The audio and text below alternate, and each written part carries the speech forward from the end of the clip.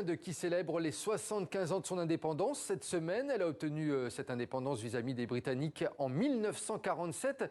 L'Inde, que l'on surnomme la plus grande démocratie du monde, mais de plus en plus de voix s'élèvent et s'inquiètent. Le pays est-il en train de prendre un virage autoritaire et droitier?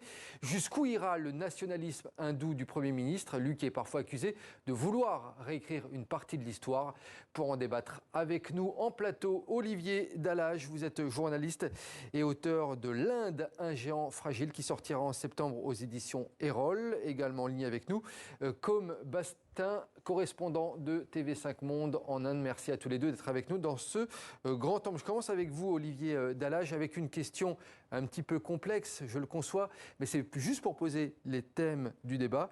Quelles sont selon vous les grandes évolutions du pays depuis son indépendance en 1947, dans les grandes lignes, bien entendu? Déjà la population, l'année prochaine ou dans 2 ans, l'Inde va dépasser la Chine en termes de population. Ce sera le pays le plus peuplé du monde avec 1,4 milliard habitants.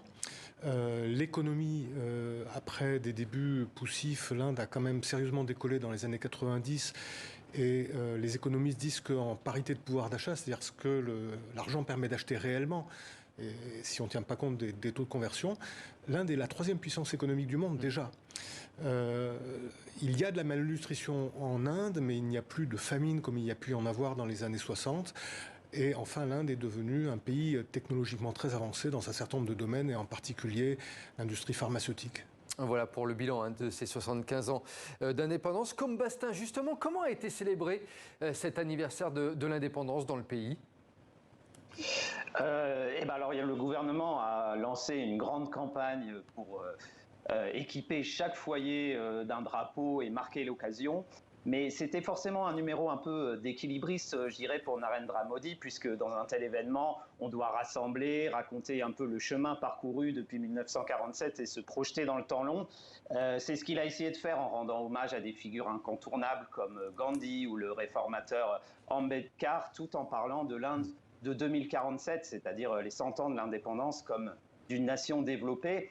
En même temps, Modi et le BJP, il faut savoir, ont été élus en se présentant eux-mêmes comme une sorte de deuxième indépendance pour le pays, à l'égard du parti du Congrès, qui était taxé d'être trop proche des élites britanniques ou des musulmans. C'est pas un hasard si le Premier ministre parle régulièrement de Nouvelle Inde pour désigner son règne, s'il veut construire un nouveau parlement, etc. Donc il y a forcément aussi un peu d'hypocrisie dans son discours du 15, comme lorsqu'il rend hommage à Nehru, le premier des premiers ministres indiens, une figure du parti du Congrès qui est en réalité détesté par le BJP, donc le parti des nationalistes hindous de Modi. On va revenir vers vous dans un instant, Com Bastin. Vous l'avez dit, le Premier ministre Narendra Modi a beaucoup pris la parole cette semaine. Narendra Modi qui est de plus en plus critiqué pour ses positions autoritaires. C'est un sujet d'Elsa Assali. Coiffé d'un turban aux couleurs du drapeau national, le Premier ministre indien célébrait ce lundi à Delhi le 75e anniversaire de l'indépendance du pays. Après plusieurs siècles de domination coloniale, l'Inde, souveraine depuis 1947, est aujourd'hui la 3e plus grande puissance économique d'Asie et rêve d'étendre son influence à l'international. Après plusieurs décennies d'indépendance, l'attitude et le regard du monde sur l'Inde ont changé. Le monde regarde l'Inde avec fierté et espoir. Le monde se tourne vers l'Inde pour trouver des solutions. Depuis les remparts du Fort Rouge, monument symbole de l'indépendance, Narendra Modi fait le vœu de faire de l'Inde une nation industrielle avancée dans les 25 prochaines années, soit pour l'anniversaire en 2047 des 100 ans de la République indienne. L'Inde est en train de devenir un centre manufacturier qui nous sert de base pour créer une Inde autonome. Qu'il s'agisse de la fabrication de produits électroniques ou de la fabrication de téléphones portables. Aujourd'hui, le pays progresse à un rythme accéléré. Par exemple, notre missile BrahMos a été lancé dans le monde entier et les Indiens peuvent en être très fiers. Un progrès salué par la majorité de la population. L'opposition, en revanche, s'inquiète d'un recul des droits de l'homme et de la liberté d'expression depuis l'arrivée au pouvoir de Modi. De nombreuses voix reprochent également au parti du Premier ministre de tenter de réécrire l'histoire du pays en faisant disparaître des discours officiels des figures historiques comme Nehru. ou encore en mettant ouvertement en avant la culture hindoue aux dépens des autres communautés religieuses. Alors jusqu'où ira le nationalisme hindou prôné par Narendra Modi ? À 2 ans des prochaines élections législatives, le parti gouvernemental saura-t-il entendre la voix des minorités ? Olivier Dallage, jusqu'où ira ce nationalisme, comme on vient de le voir dans le sujet, selon vous ? Jusqu'où il pourra aller, parce que très clairement, les autorités ont bien l'intention d'aller très loin dans ce domaine. La question est de savoir jusqu'où la société indienne sera capable d'absorber cette tendance. Et on a des États dirigés par le BJP, par des figures très controversées, comme l'Uttar Pradesh, qui est le plus grand État par sa population en Inde. C'est la population du Brésil, qui est dirigée par un moine extrémiste, qui ne s'encombre pas beaucoup de souci de respecter les règles en vigueur et même les décisions de la Cour suprême. Et il est l'héritier quasiment désigné de Modi qui pourrait lui succéder le jour venu. On l'appelle souvent la plus grande démocratie du monde, l'Inde. Est-ce qu'à votre avis, ce surnom est un peu galvaudé aujourd'hui, puisque les opposants du Premier ministre dénoncent la dérive dictatoriale du pouvoir ? Plus grande, ça fait aucun doute, par la population.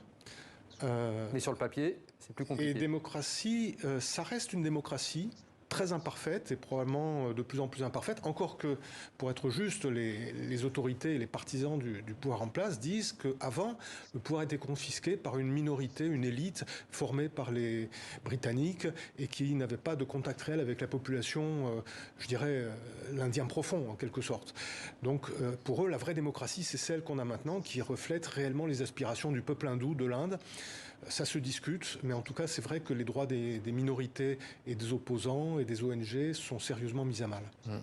Comme Bastin, la population a de plus en plus le sentiment, je le disais, que le parti au pouvoir souhaite rompre avec le passé du pays. Pourquoi ce sentiment, selon vous, au sein de la population ?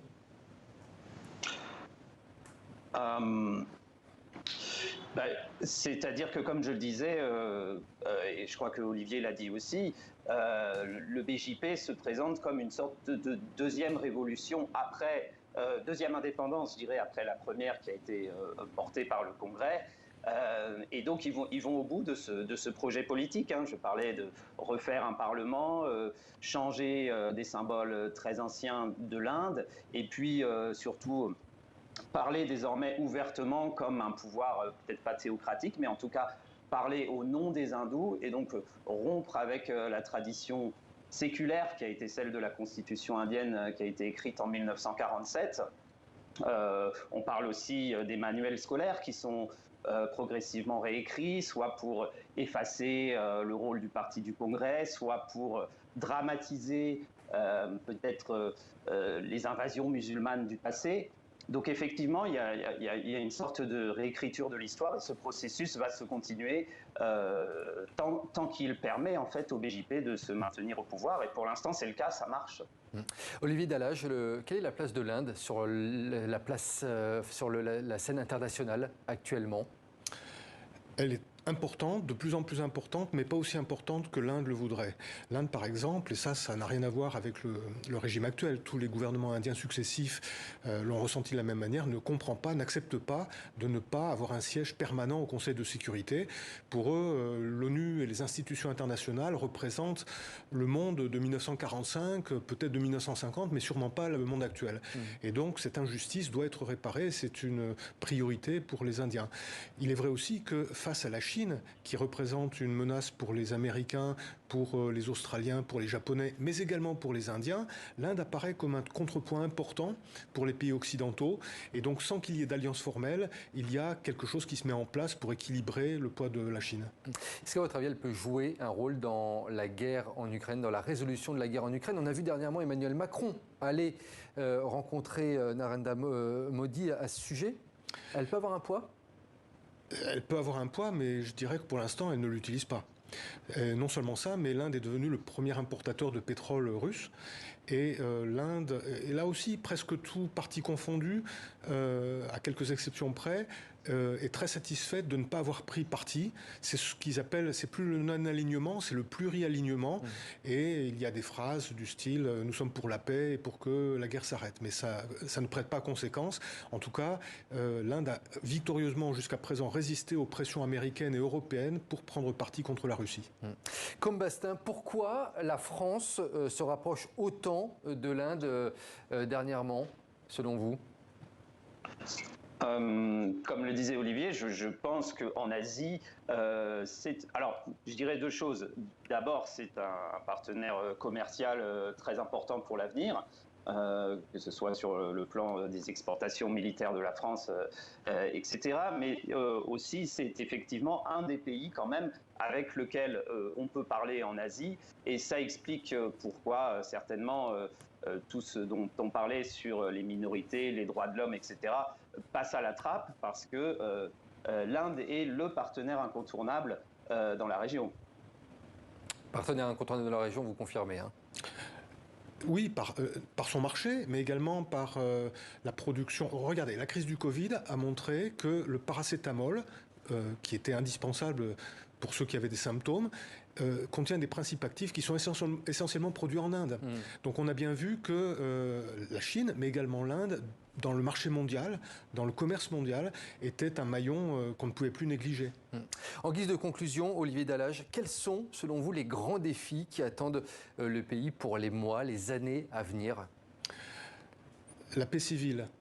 Parce que le grand projet de Narendra Modi, c'est non seulement de fabriquer en Inde et d'être autonome, ce qui est difficilement envisageable dans une économie mondialisée, qu'on le veuille ou non, mais donc d'attirer des investissements étrangers. Or, beaucoup d'entreprises étrangères sont réticentes à investir en dépit des perspectives que ça offre. D'une part, parce que la législation locale est très compliqué et pas toujours très favorable aux investisseurs, mais aussi parce que les tensions politiques et religieuses rendent le pays assez instable potentiellement, et donc ils sont prudents. Et ça ne joue pas à l'avantage de l'Inde. Et les Indiens et les Indiennes sont confiants et confiantes dans l'avenir du pays ? L'Inde est un pays très jeune, la moitié de la population a moins de 25 ans. Beaucoup d'entre eux ne connaissent pas l'histoire de leur pays, donc ce qu'on peut leur raconter sur ce qui s'est passé avant 1947 et même avant 2014, c'est presque de l'histoire. Donc oui, ils sont confiants, mais il y a un niveau de chômage qui est très élevé, les créations d'emplois n'ont pas été au rendez-vous et c'est une source d'inquiétude.